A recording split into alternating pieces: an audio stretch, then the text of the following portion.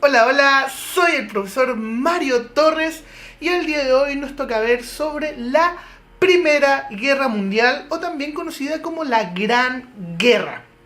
Esta guerra ocurrirá, ¿cierto?, entre los años 1914 y 1918 en Europa principalmente, aunque van a haber distintas partes del mundo en cual se va a disputar, pero en Europa principalmente se va a pelear esta guerra y va a ser, como ya les dije, a principios del siglo XX. Por eso vamos para acá al PowerPoint, que los tengo aquí, ¿cierto? Vamos a ir avanzando. Algunos antecedentes de la guerra. Primero vamos a tener como antecedentes de la guerra el imperialismo europeo. ¿Qué trata este imperialismo europeo? Principalmente los países imperialistas de Europa, Alemania, Inglaterra principalmente, Francia, Italia. También van a estar incluidos otros países como Japón, ¿cierto? Bélgica, ¿cierto? Los Países Bajos, Holanda. Van a repartirse, ¿cierto?, el mundo. Van a través de sus políticas imperialistas, van a intentar, ¿cierto?, repartirse el mundo y especialmente repartirse África. En esto que están decidiendo qué país se queda con qué territorio africano, sucede, ¿cierto?, conflictos, porque todos los países intentan quedarse con la mayor parte de los territorios. Obviamente nadie va a estar dispuesto a perder y ceder territorio con frente a otro país imperialista. Pero bueno, aquí vamos a tener, como dice aquí, durante el siglo XIX, varios países europeos desarrollaron una política imperialista, a través de la cual adquirían riquezas a bajísimos costos desde zonas colonizadas y conquistadas, como África y Asia. El reparto de los territorios coloniales llevó a los países imperialistas como Inglaterra, Francia, Alemania y Bélgica, son algunos de estos, ¿cierto?, entre otros, a tener fuertes rivalidades. Y entonces este es uno de los pequeños antecedentes de la disputa territorial que tenían estos países europeos. Pero también vamos a tener que dentro del mismo continente europeo van a existir disputas territoriales, conflictos de territorio, especialmente en la península de los Balcanes. Península de los Balcanes que muchos sostendrán que era un polvorín. Un polvorín básicamente es donde se guarda la pólvora, entonces cualquier chispa podía hacer estallar esta guerra. En este caso, ¿cierto?, vamos a tener conflictos, ¿cierto?, entre Francia también y Alemania. Esos son conflictos no en la península de los Balcanes, un poquito antes, por los territorios de Alsacia y Lorena, ambos que pertenecían a Francia, pero desde la guerra de 1870 estaban bajo las manos alemanas. Los alemanes controlaban esa zona, pero era zona francesa. Entonces, obviamente no había una solución a ese conflicto y ambos bandos querían y se disputaban ese territorio. También vamos a tener a Rusia y el Imperio Austrohúngaro, que también van a tener una rivalidad con el Imperio Turco.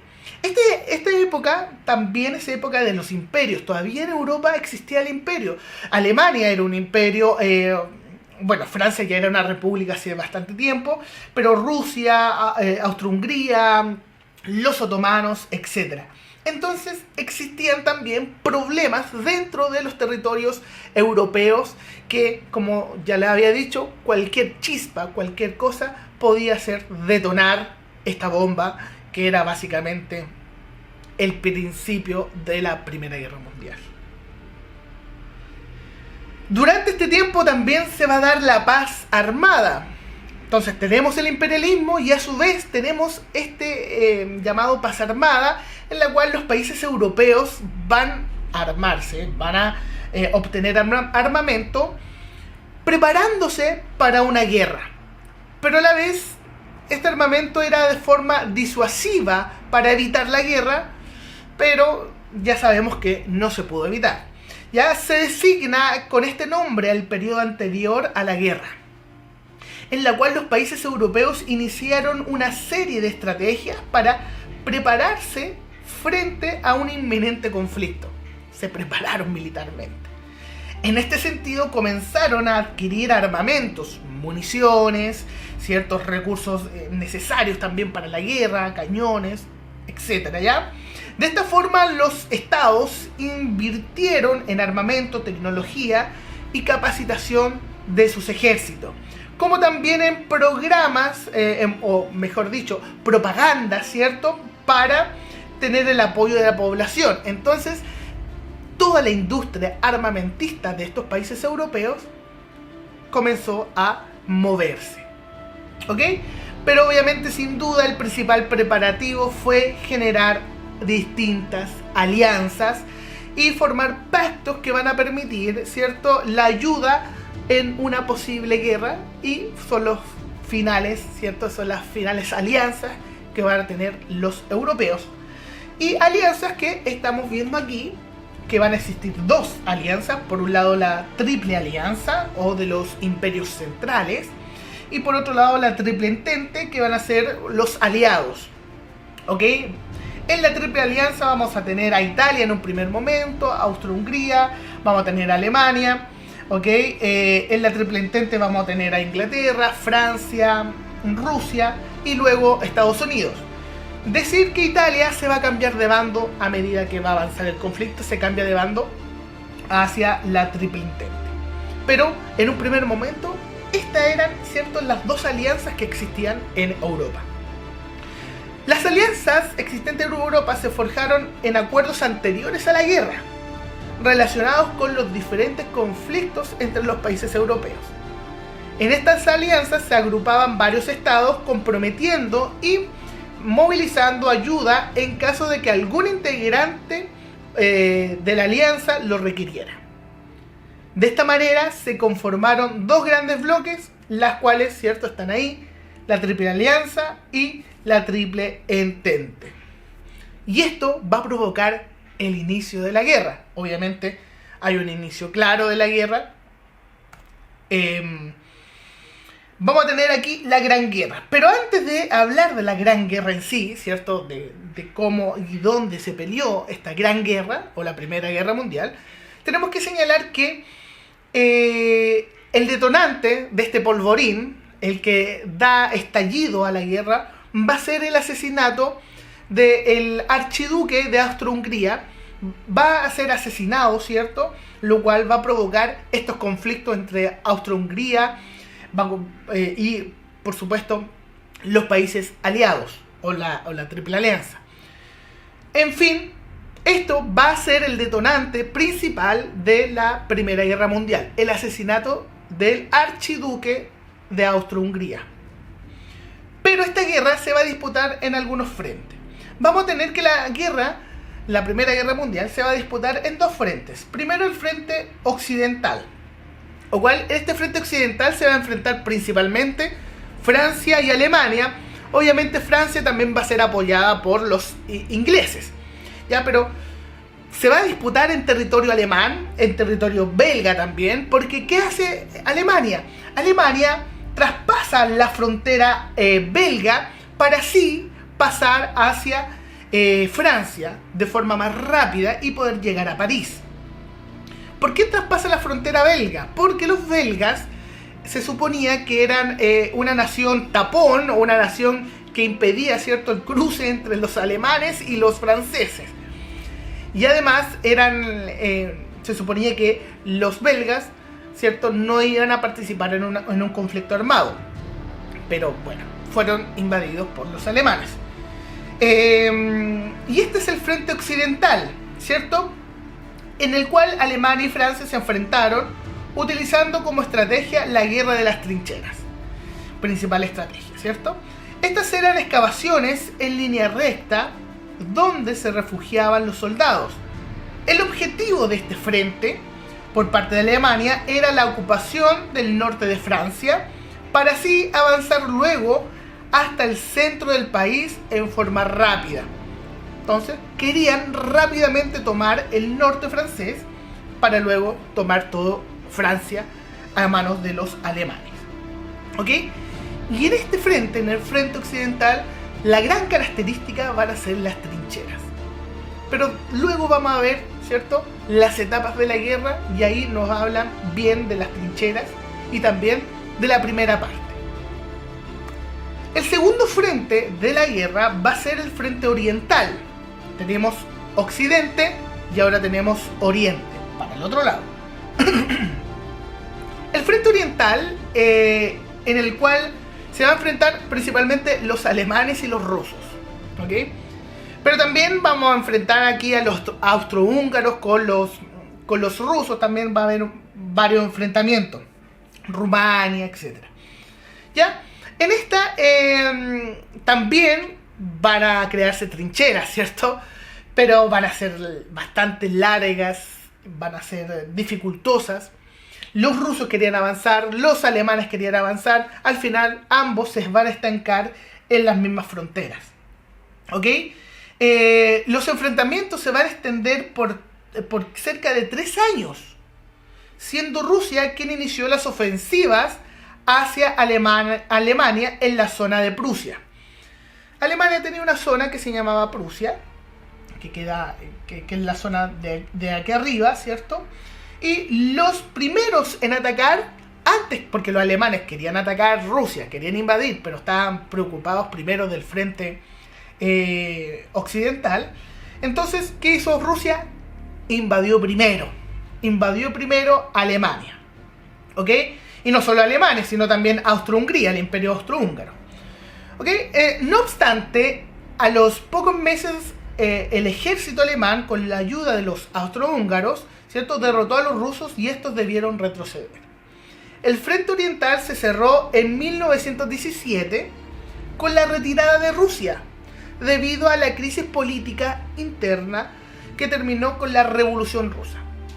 Rusia, después, a medida que va avanzando la guerra, va a tener conflictos internos que va a derivar en una revolución interna, la revolución de 1917, con los bolcheviques a la cabeza, en este caso Lenin, ¿cierto?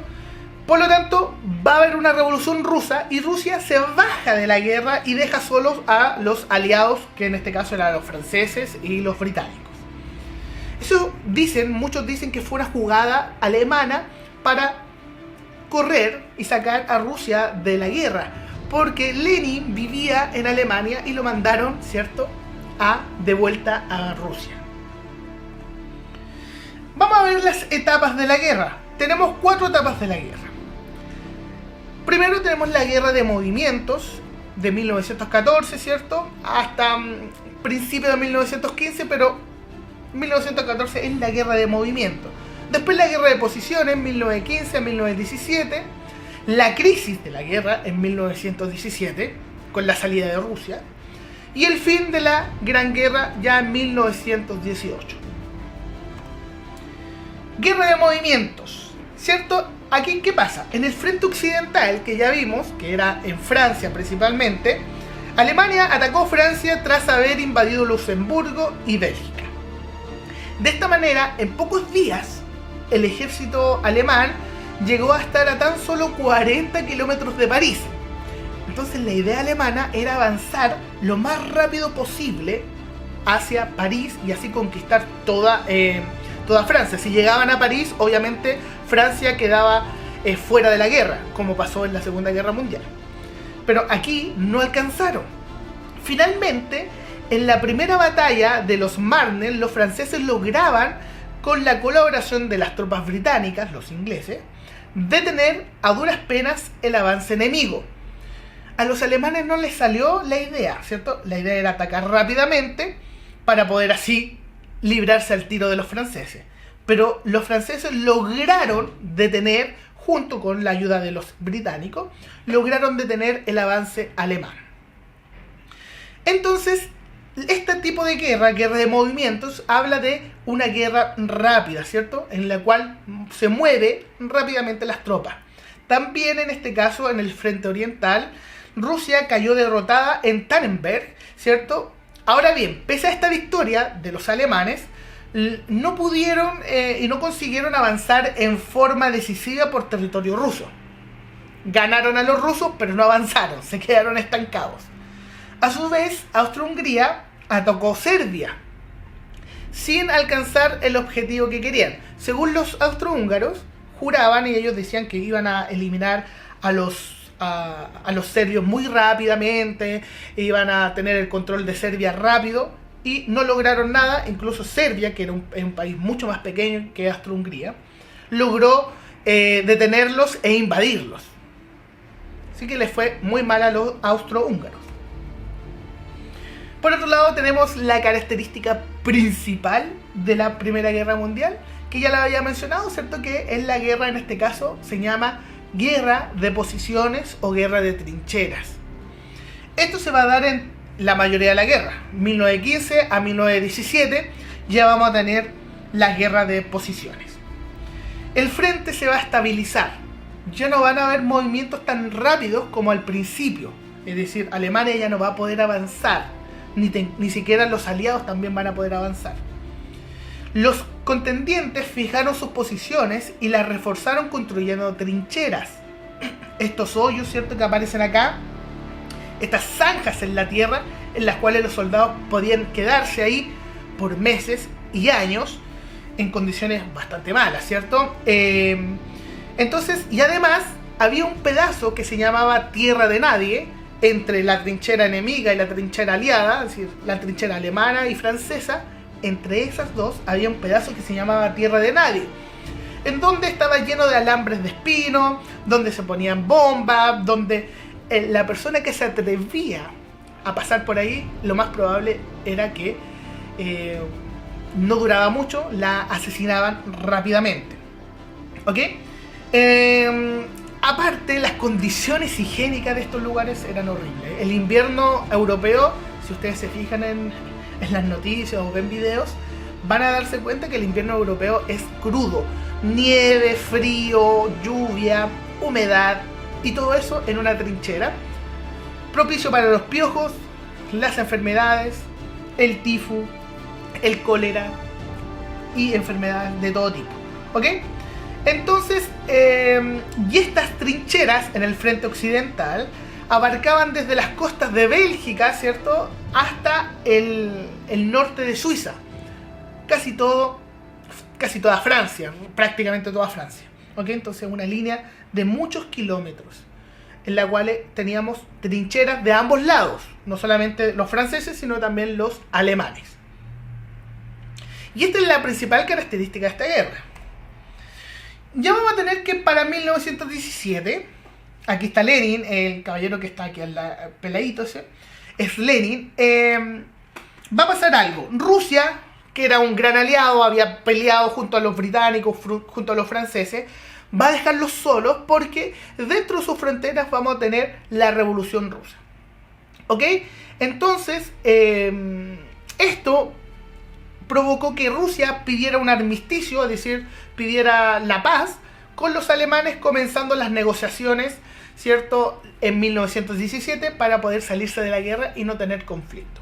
Por lo tanto, acá, en esta época, se cierra definitivamente el frente oriental y ya no hay más disputas entre los alemanes y los rusos. Se mantiene la guerra, se termina la guerra entre ellos. Pero obviamente sigue la guerra entre los franceses y los británicos. En el frente occidental, los Estados Unidos entraron a la guerra, y ¿cierto? En favor, obviamente, de Francia y de Inglaterra, o Gran Bretaña. Algunos motivos alegados por Estados Unidos fueron, por ejemplo, el famoso telegrama Zimmermann, que interceptó y descifró la inteligencia de los aliados, que proponía una alianza de Alemania con México a cambio de Texas. Entonces, los alemanes querían hacer una alianza con México para así, ¿cierto?, que los mexicanos pudieran atacar a Estados Unidos y quedarse con Texas. Texas era antiguamente territorio mexicano, que fue arrebatado por los estadounidenses. Por lo tanto, Alemania quería a México a su favor. ¿Ok? Pero Texas y Arizona son los territorios que habían perdido los mexicanos. Pero estas negociaciones no llegaron a buen puerto y además fueron interceptadas por los aliados y estos se lo entregaron a los estadounidenses. Pero también otra de las causas que hace que Estados Unidos se meta en la guerra es el continuo hundimiento de barcos por parte de, ¿cierto?, los submarinos alemanes. Entonces los submarinos alemanes, cualquier barco que veían de provisiones, barco de pasajeros, de todo, lo hundían. Y es aquí cuando hunden el crucero del pabellón norteamericano Lusitania, que muchos dicen que era familiar, ¿cierto? Era el hermano gemelo del Titanic, ¿ok? Era un crucero. Y que, ¿cierto?, es considerado como la causa de la guerra, la causa del conflicto bélico. Por lo tanto, hunden el Lusitania y Estados Unidos dice definitivamente yo me meto a esta guerra y voy aliado con los franceses y los británicos. ¿Ok?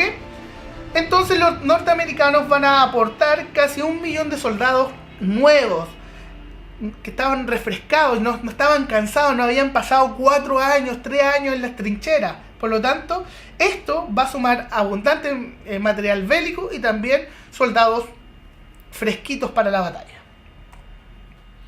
Y por último vamos a tener el fin de la guerra. Ya para 1918 se va a terminar esta guerra. ¿Ok? Ya los alemanes habían tenido problemas internos. Habían tenido incluso intentos de golpe de estado. ¿Ok? De parte de muchos soldados y capitanes alemanes. Porque ya veían que esta guerra no daba para más. Por lo tanto, provocan la renuncia del emperador de Alemania, ¿cierto? Y esto va a precipitar, obviamente, la derrota alemana en la guerra. Entonces, la paz de Brest-Litovsk entre Alemania y Rusia fue beneficiosa en territorios para los germanos, los alemanes, y marcó el final del conflicto oriental. Gran Bretaña, Francia e Italia atacaron conjuntamente y Austria-Hungría acabó rindiéndose. Los húngaros se rindieron, los primeros. También Turquía salió derrotada y se retiró del conflicto. El temor de la revolución interna que iban a tener los alemanes llevó a los dirigentes alemanes a plantearse el fin del conflicto. El Kaiser Guillermo II de Alemania y Prusia abdicó, ¿sí?, renunció el Kaiser y obviamente se va a proclamar la República de Weimar, que es la República Alemana. Y esto se proclama el 11 de noviembre de 1918.